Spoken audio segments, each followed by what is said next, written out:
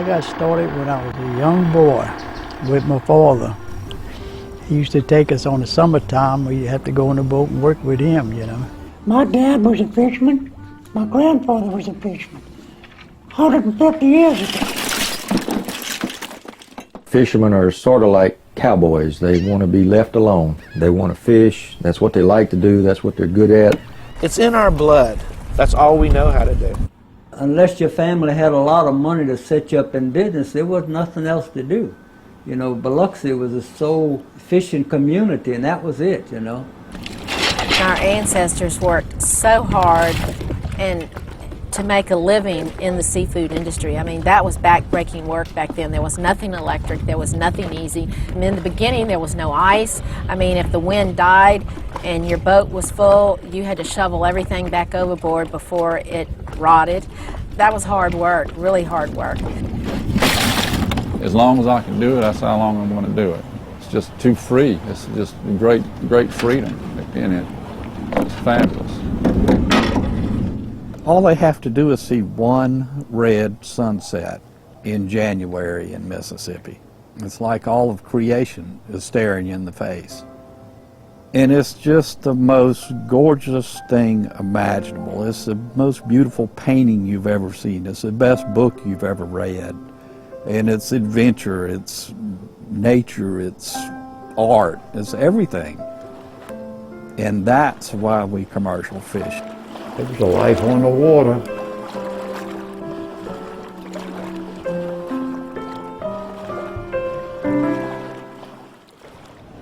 My name is George Storrs, and I'm a fisherman, an oyster fisherman. Well, my father named me Peter, wanted me to be a fisherman. I'm seventh generation fisherman that I know of. My mother was a historian. I'm Jerry Murphy. I'm a fisherman. Been a fisherman most of my life. Started shrimping when I was 15. Full-time when I dropped out of college when I was 18. I am Park Tangley and Biloxi, Mississippi fisherman. Joseph Smolsich. Been here born and raised right here on Oak Street. For 50 years, been out on the water, shrimp fisherman. Way back, my grandmother was a Beausarge, and the Beausarges are the original settlers in Isle of Battery, back by the French, whenever that was. So, been around it all my life, a lot of relatives and kinfolks. My father was a fisherman, and my mother was a seafood worker. And she worked in the factories like so many other thousands of people in this area. When I was a kid, the balling of the shrimp, the shucking of the oysters, the aroma, I still smell it. I wish it was still here, because it was all over the air. Because all the factories were in full bloom, and you could smell the aroma of the seafood. My dad was a musician. He had an orchestra. He had a band, Dixieland band. He worked in the baker shop. He had a grocery store. He cut meat. My mother ran the grocery store. And while he was out of town pelling oysters, selling shrimp, she was working in the market, in the grocery store. Two great people. But in my family, we were 3 generations of fishermen, you know. And they'd say at times, you know, they said, well, you Rosses make a lot of money. I said, yeah, we do, and there's a lot of shrimp, we make a lot of money. But we had a teacher that taught us how to make $1 when nobody else could, see. So you was ahead of the game when you started, you know. Fishermen learn from their fathers. That is how fishermen learn to fish. You cannot learn how to fish in a week. You cannot learn how to fish in a year. So each generation picks up new things. Maybe change a pattern on a net, discover a new area, something different about the fish, a new bait, whatever. So each generation gets a little better. You knew how to shrimp, to wind a net up the winch. You knew how to throw a braille net to catch shrimp. You knew everything when you was just 12 years old, 10 or 12, you know. And by the time I started fishing at 15, I could run boats. You know, I could take my dad's boat out and run it, put the net overboard and catch shrimp and bring it back, you know. And today a 15-year-old boy don't know how to do nothing, you know. It was really a family business. It's like a farm on the water. And that is the way we always, fishermen raise their children to be able to take care of themselves, always feed their family, never depend on the government or anyone else. The women did their part, I can tell you, when you'd see down there mixing that big bowl of dressing and frying it all out and having to put it in shells.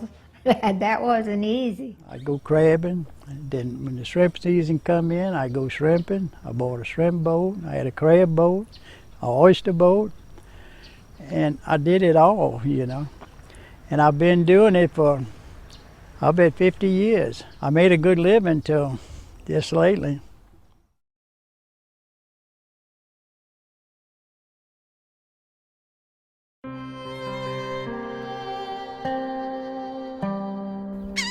The Starks and the Clarks and the Beausarges, those are all oystermen or shrimpermen or fishermen and kinfolks.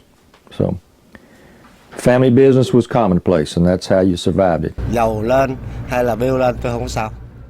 My daddy think he don't worry about all the bill. And later on he got like 2 boats. And son, all the sons, he don't got no job, they don't got no job. They can go down to the boat, work with family. Your father was a fisherman by trade? Yeah, And that had to be back in 1800. before ice? Yeah, before me. He's fishing before my time. My grandfather used to build skiffs and sell them. We lived right by the bay, right on Back Bay. We had chickens, we had everything. And Biloxi was nothing but fall when I was a kid. Everybody had gardens. Everybody had a You few go back and pigs. pick okra and tomatoes anytime you wanted them. Everybody had them in the yard. People just run around the neighborhood and come home at night. Everybody went swimming out here on the beach. There were places along the beach that had water slides, places where older people, older than me at that time, could go dancing and have parties, and everything was concentrated along the beach. We knew everybody. We swam with their kids. We'd jump off these big high piers and in the alligator gar infested waters and skinny dip in there, and we got along good. All the fishermen were big into the blessing of the fleet, you know. It was something you'd done since time eternal, you know. I had 4 daughters, and whichever one that went into high school, it was her job to decorate the boat. It was really good because it was something fun to do. My youngest daughter one time was a shrimp queen, you know. And they was interviewing these judges, said, honey, said, I want to ask you something. Said, all these other girls, you tell me things, they don't know nothing. She said, well, I worked on a boat. She said, I used to pull them little black flat fish out of them trolls to bled between my fingers. Well, I never did see that, see. But that's what she'd say. They all had a taste of it, you know. The water is the richest natural resource that Biloxi has. Oh yeah, these big factories had all these big steam whistles. 3 or 4 o'clock in the morning, they'd blow these whistles. Time for them to go to work, whether it would be oysters or shrimp. These big canneries, they would blow these whistles in the morning, and people would all come out. It's not like it is now. Everybody didn't have automobiles. They used to walk. We had these camps, we call them, these seafood camps. It was all around this place. And each one of these camps represent that one factory. Yes. And every one of them had a whistle. A whistle, that's right. They blow that whistle. They At know. 3 o'clock in the morning, you know what factory it was. That's right. That's the one I worked. That's the one you They can gonna work. recognize the Hey, whistle. y'all get up They and can come on to recognize the work. whistle. And the people knew when they heard that whistle, they had work, get up, go to the factory, it was time to work. And this, you know, the whistle would blow like at 3 in the morning or 4 in the morning. They would hear their whistle and go to work. They had Bohemians, all these Polacks. Come in from Baltimore and Chesapeake Bay. They used to work there and they come here to work. Croatian population, a large French population, There's a huge Irish population in addition to a good-sized Italian group. The local mix of people, again with the French and Spanish first, and then the Yugoslavs as they're called, and then with the Vietnamese. It's just been a very rich and different cultural mix of people. A lot of different celebrations, a lot of different customs, everything from Mardi Gras to Chinese New Year. Everybody got along good. You know, you'd have a fight now and then, but that was normal, you know. He had his clannish, you know, its clans, its neighborhoods, and you know, at one time, if you lived in the east end of Biloxi and you went to Back Bay in Biloxi, you had to have to, you know, it was a fight because you wasn't from that area. You know, they had Biloxi divided up in about 4 different sections, you know. And when we was real young, I mean, it was not uncommon. And people used to love to fight. I mean, that was pastime, you know, in Biloxi. And sometimes people still talk about it in Gulfport about how they wouldn't come to Biloxi because they'd have to fight. But, you know, it was a rough place. Come up the hard way, but it made a lot of good people. It really did. And even though that was such a hard life working in the factories back then, and I mean, most of the children, they would go to school a half a day and then they would go work in the factories. Or they'd go to school, they'd go work in the factories early, then go to school, then come back and work in the factories. I would meet the train at the railway station around 4 o'clock, and we'd put crab meat and shrimp in barrels, and we'd cover them with burlap sack.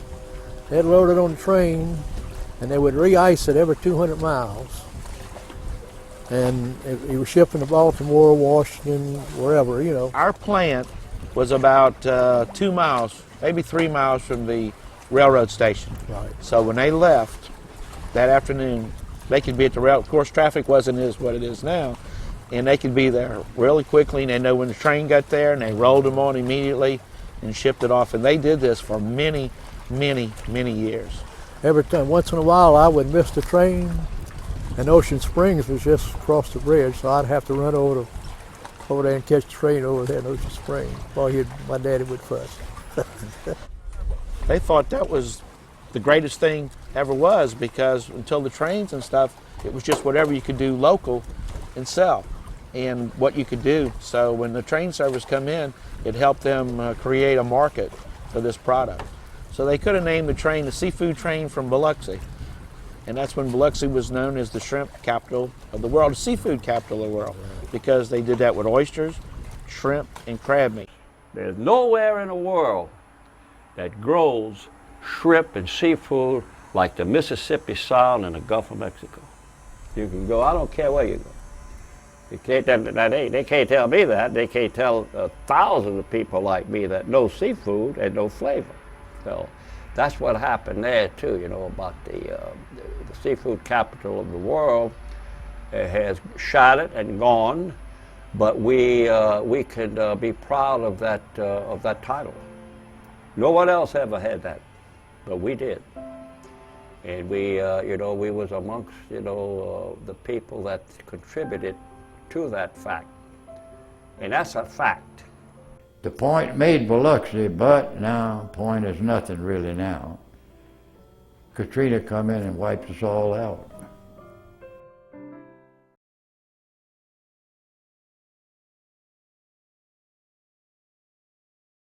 I've seen the industry change from dragging nets by sail to power, drudges by power with winches that pulled them up, you know, into double rigs, then big steel double rigs, big boats that could travel over the ocean. Most of them was refrigerated, you know. I've seen just about every aspect of my life in the fishing industry. The seafood industry is changing. It's changing dramatically. At one time, every piece of property along the waterfront, along the Biloxi Peninsula, was occupied by a seafood processing plant. And I worked for Antisich Cannon Company. They had a place right here at the foot of Oak Street. Then there was a Marvis, and there was a Dejon Packing Company, L.G. Moore, and Dubas and Wenzel, and the Calusas, and the Seacoast Packing Company. And right around the corner, the CC, Crusoe Canning Company. And all the way back into the Back Bay, Biloxi Canning Company, Southern Shellfish Company. But I worked for 40 years for Leckich and Fayard Seafood Company. Today, there are only either 4 or 5 processors here. It's a sad thing, but approximately 90% of the shrimp that are consumed in the United States are imported. And our government has not helped. This thing they call free trade is not free. It's costing American jobs and a lot of people's livelihoods. Today, we've got seasons, we've got gear requirements, we've got size limits, we've got reductions on bycatch and things of that sort. And I'm not saying that's not the right thing to do. We do have to regulate better than we once did because we got a lot more people in the country. We've got a lot more development. The system will produce a certain volume of seafood. At one time, we had many more people going after it than we probably needed. No longer is that the case, especially following Hurricane Katrina, Wilma, Rita, and some of these storms, because if anybody has really been severely impacted by the storms, it's the fishermen. They lost their homes as well as, in many cases, their way to make a living, their gear, their boats, and so on. So they have really been impacted by these storms. We had some questions about whether we should rebuild or not. But it didn't take long. We said, let's go for it. Let's put it back up, do bigger and better, and see what happens in this industry. So we took another big risk, and we hope and pray that this risk, it's too early to tell, but we hope that my children will be here and my brother's children will be here saying that we did the right thing when we did this. So it's been good and bad. And my grandfather and my father give us the strength that we need to carry on because they never gave up. It's never been easy. It's not easy now when you do it. But I learned a long time ago, there's nothing in this world that's good. It's easy.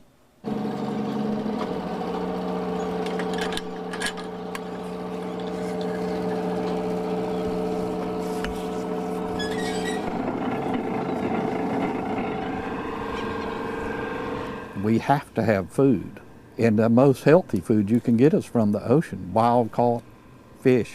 It's no longer like it used to be. But there were some good times and there was money to be made. You can still make some money if you work hard, but it's not quite the same as it used to be. What's going to happen if they don't let people fish and it's dying out? Nobody's going to know how to fish. Nobody's going to know how to build nets. Nobody's going to know. I mean, you don't go out in a year and learn how to be a commercial fisherman. You have to go with your father and grandfather and spend years and years and years, and you learn every time you go out. You can't just up and say, I'm going to be a commercial fisherman, go buy a boat, net. You're going to lose your butt. And the country's losing that.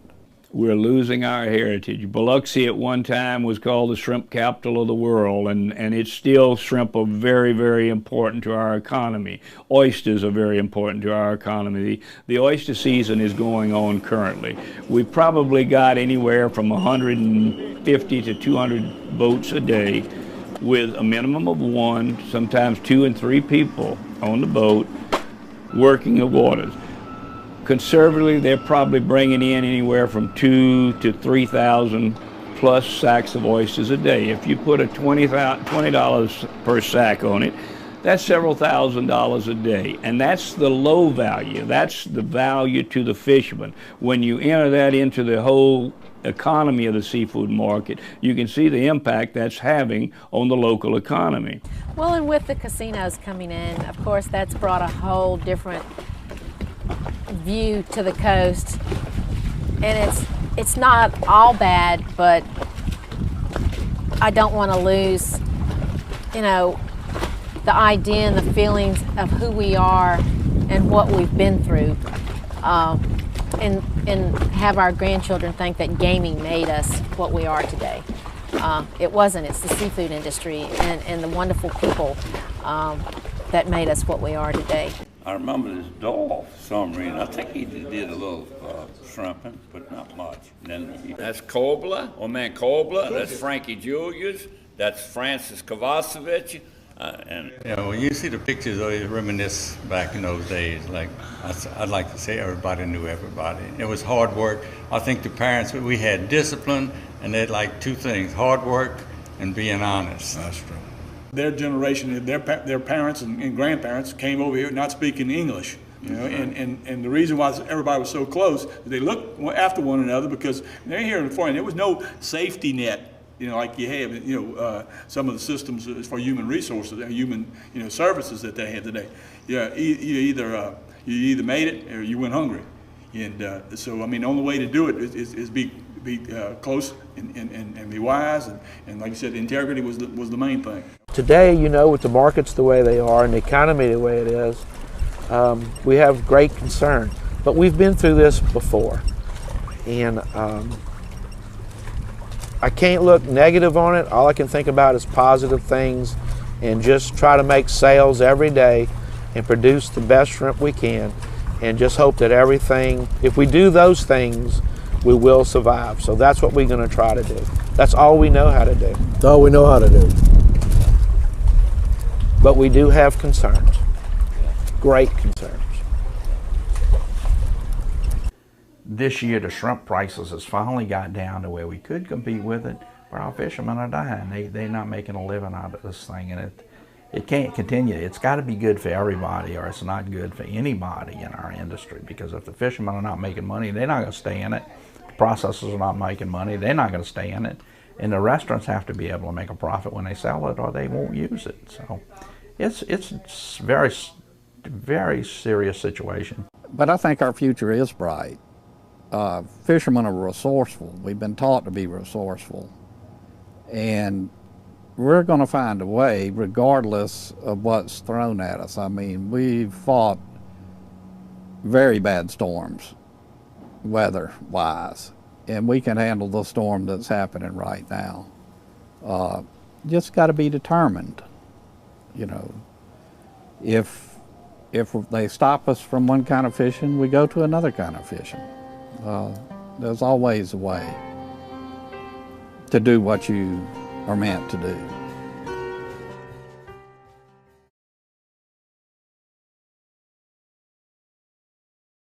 I like to be able to go and get what I need, and if I come here and go out there, I know I can get what I need, whether it's, you know, turn it into money or turn it into something to eat, and it's one of those things that I'm just thankful for it. You know, I just wish I'd have done it sooner.